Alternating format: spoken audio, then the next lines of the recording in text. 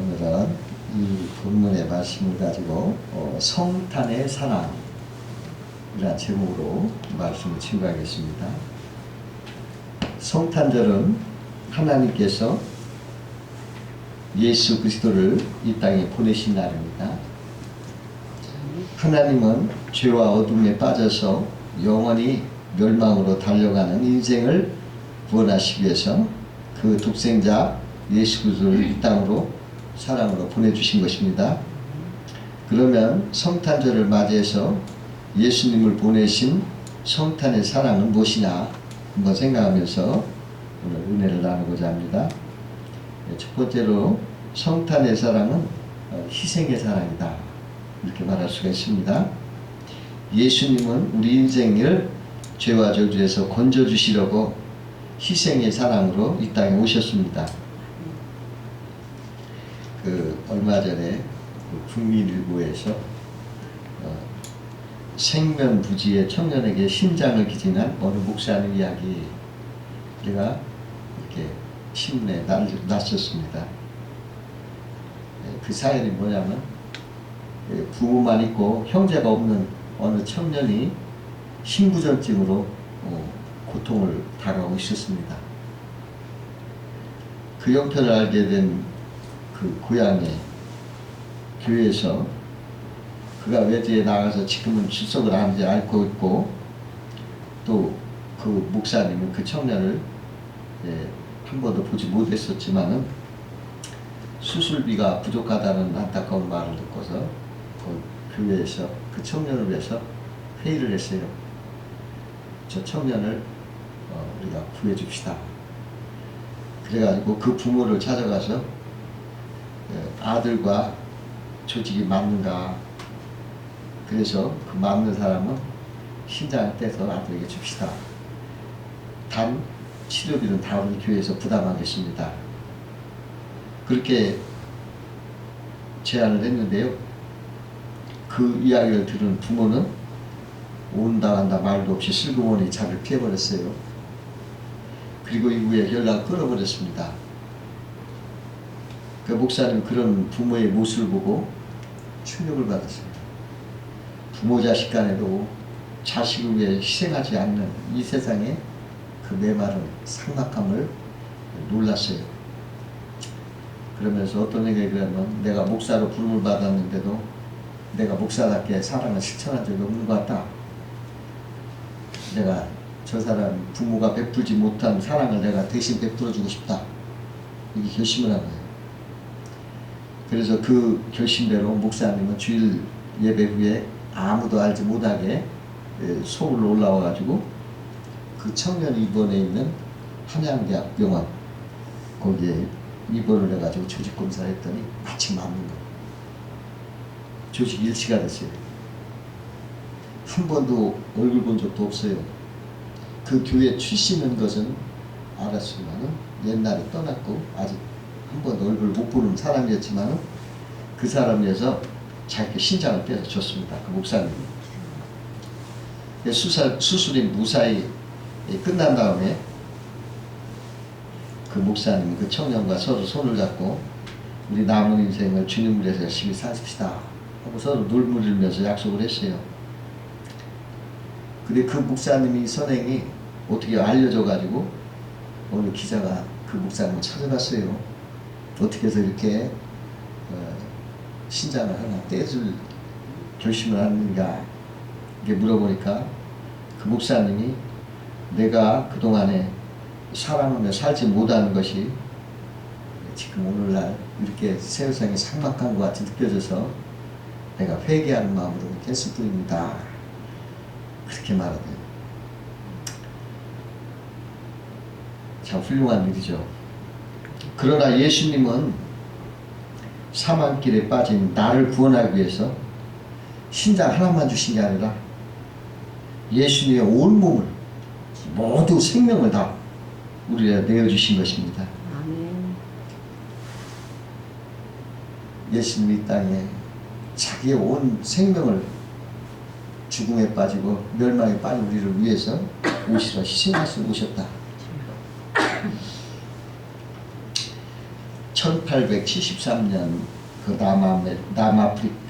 남태평양의 모르카 섬에, 거기는 버림받은 문둥민만 살던 곳에 벨기에 성자 다미엘이라는 성자, 예수 믿는 사람이 거기 가서 전도를 했어요. 근데 나환자들이 당신은 건강한 몸인데 우리 마음을 어떻게 하느냐, 당신의 말은 우리가 들려지지 않는다. 그러니까 복음을 거부하는 거예요. 그러니까 이 다미엘 이 신부는 하나님 앞에 기도를 했어요. 하나님, 저도 저들과 같이 문둥병을 걸리게 해주십시오. 그래야만이 이 복음을 저들이 믿겠습니다. 그 기도를 하는데 그 소원대로 그가 문둥이가 됐어요. 나환자가 됐어요. 그때 그가 우리 문둥이들이라는 말로 설교를 했다는데 가장 기뻐했다고 그래요. 그때서야 그들이 그 다미엘 신부의 말을 듣고 복음을 받아들였다는 것입니다. 지금도 그 동상이 하와이 청사틀에 세워져 있다고 해요. 그 심하게 상한 그 얼굴 모습이 이렇게 세워졌는데 사람들이 볼 때마다 다 마음 아프고 하면서 감동을 한다고 합니다. 이와 같이 우리 성탄절은 예수님이 인간을 구원하기 위해서 자기를 희생하시려고 이 역사에 들어오는 날이다. 참으로 고마운 날이라고 볼 수가 있습니다. 두 번째로 성탄의 사랑은 하나님의 권세를 주시는 사랑입니다. 우리가 예수를 영접하면 하나님의 자녀가 되는 권세를 주셨다 그랬습니다. 요한복음 1장 12절에 영접하는 자 곧 그 이름을 믿는 자들에게는 하나님의 자녀가 되는 권세를 주셨으니, 전에는 우리가 죄의 자녀로 마귀의 종으로 비천하게 살아왔어요. 천박하게 살아왔어요. 그러나 이제 우리가 예수를 영접하면 우리는 이제 하나님의 자녀가 되는 거예요. 이 자녀가 되면 굉장히 고귀한 자가 된다는 것입니다.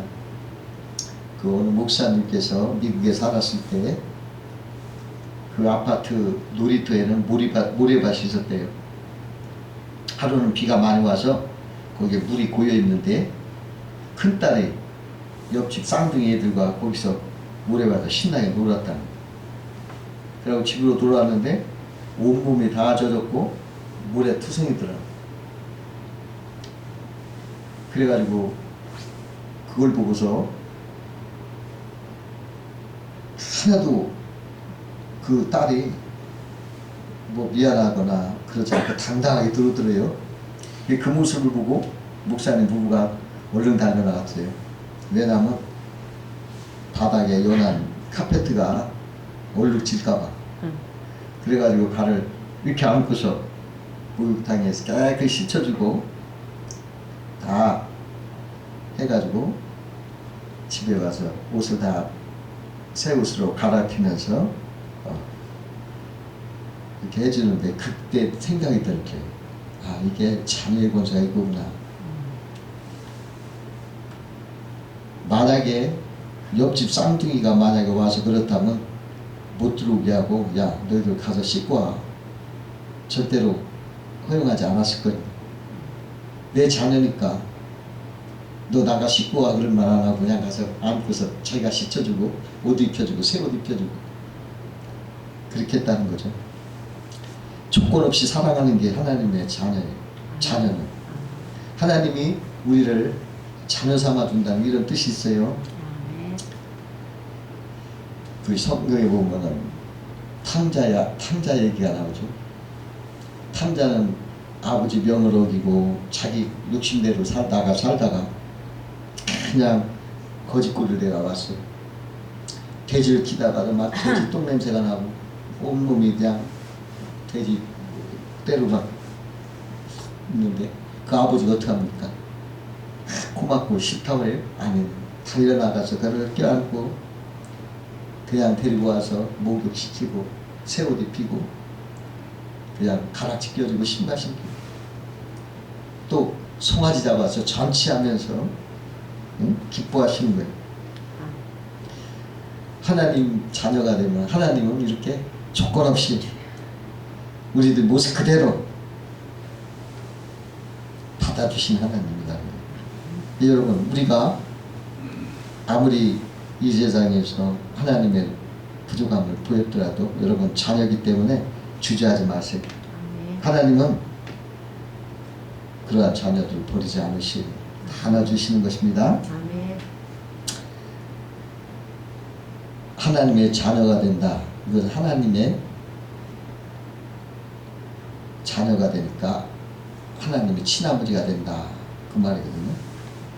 이 친아버지라는 게 뭡니까? 자식을 낳아서 또 그걸 생명처럼 사랑하면서 보호하고 돌보는 사람이죠.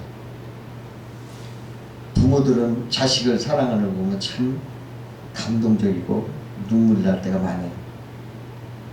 자기는 형편이 부족해도 자식을 위해서는 돈을 서슴없이 씁니다. 자기는 정말 굶주리고 헐벗어도 자식을 대학 보내려고 등록금도 아끼지 않고 그냥 다 내는 거예요.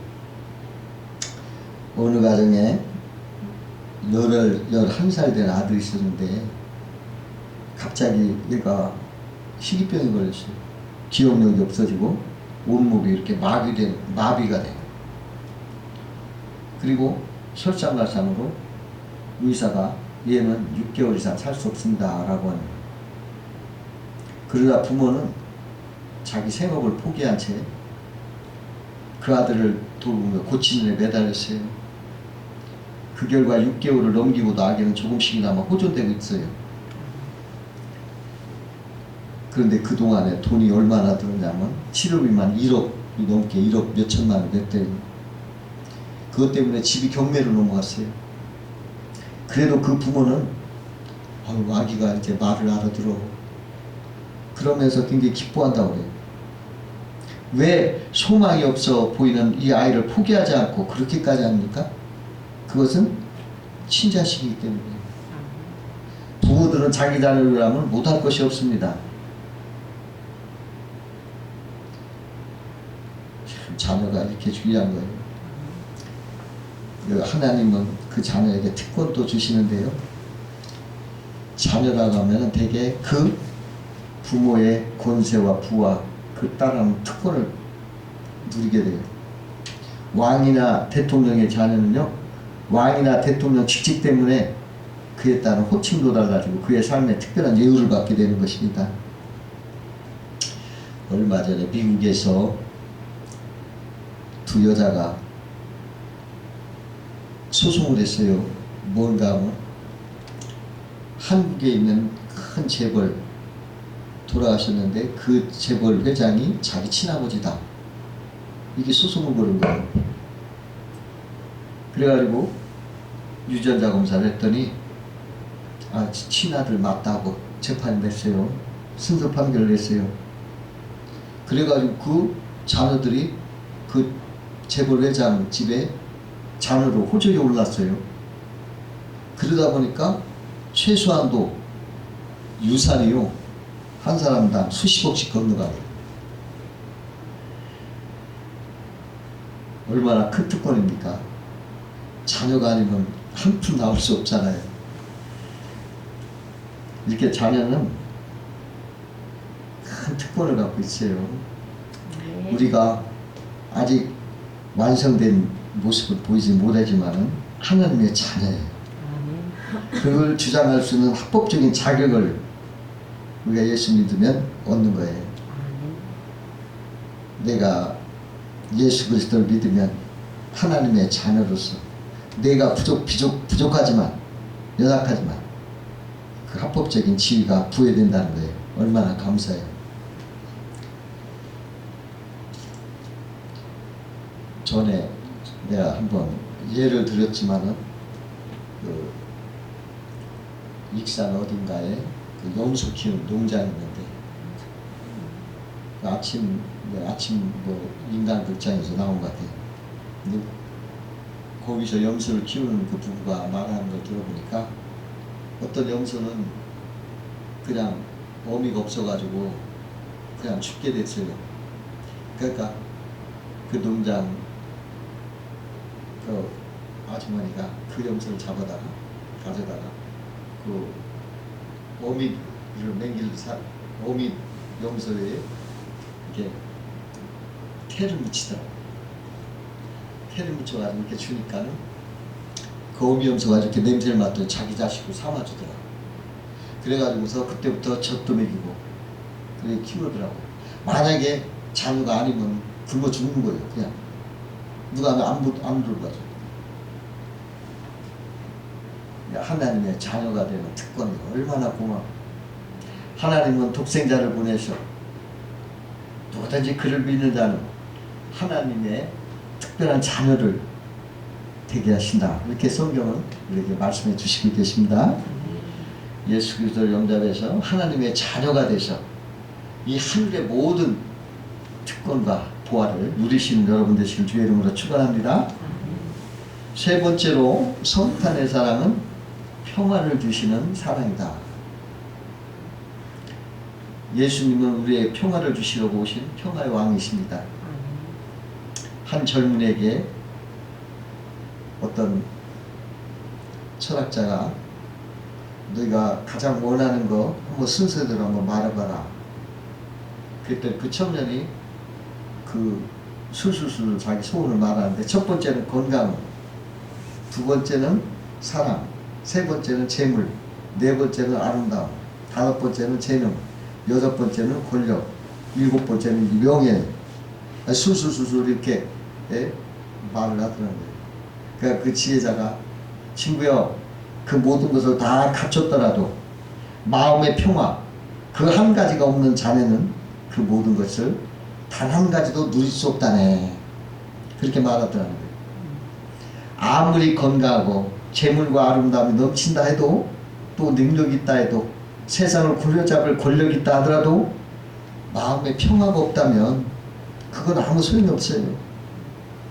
그런 이유 때문에 인생의 가장 귀한 선물인 평화 이걸 선물하시기 위해서 2000년 전 예수님이 이 땅에 오신 거예요. 네. 베들레헴 마구간에서 예수님이 탄생하셨을 때 목자들에게 나타난 천군 천사들 이렇게 노래했어요. 지극히 높은 곳에서는 하나님께 영광이요 땅에서는 기뻐하심을 입은 자들의 평화로다. 여러분 이게 가장 중요한 성탄입니다. 신학자 찰스 브래들리가 말했습니다. 하나님께서 어떤 이의 마음에 평화를 빼앗으면 온 세상이라도 그를 치료할 수 없다. 그러나 하나님께서 그 심령에 평화를 주시면 온 세상이라도 그 평화를 빼들 수 없다. 이렇게 말했다고 합니다. 그 옛날 그 인도네시아의 이리안 자족이라고 있어요. 근데 거기에 리처드슨이라는 선교사가 가서 선교를 했는데 그 자족에 식인족이 있었대요. 식인족. 그리고 그들은 부족 간의 싸움이 심했답니다.